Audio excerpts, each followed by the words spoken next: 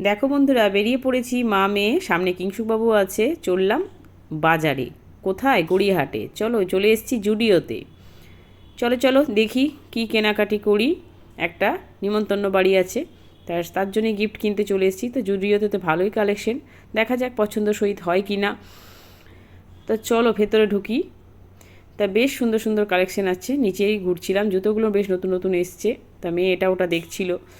হাতে সময় খুব কম, যেহেতু কিংশুকবাবু এক্ষুনি অফিস থেকে ফিরলো, আমাদের পাল্লায় পড়েই সে একটু গেছে। আর আমার পায়ে ভীষণ ব্যথা, কি জানি না কীভাবে মোচড় লেগেছে, সেই খোঁড়া পা নিয়েই আমি লেংচে লেংচে হেঁটে বেড়াচ্ছি আর ভিডিও করছি। মেয়ের জুতোগুলো খুব পছন্দ ছিল, মানে আজ আর নিস না, একটু দেখে নে, পরে এসে নিবি। তারপরে তো দুটো তিনটে জিনিস কিনেছি, তার জন্য যে কত বড় লাইন, এখন তো সব ডে চলছে না, তার জন্য সব গিফট কিনছে, বিশাল লাইন। ভাবলাম হয়তো বিলই হবে না আজকে, তো যাই হোক কোনো রকমে আমাদের বিলটা কমপ্লিট হলো। এবারে বাড়ি যেতে হবে, মানে আরও কিছু কেনাকাটি আছে, মেয়ের বায়না। সে এখন টেডি ডেতে টেডি দিইনি, তাকে টেডির দোকানে নিয়ে যেতে হবে।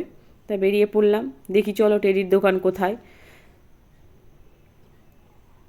তারপরে চোখে পড়ে গেল পারস্যের সময় গুরু পরমানন্দ মহারাজের মন্দিরটা, কি সুন্দরভাবে সাজানো চলছে, মাঘী পূর্ণিমা না।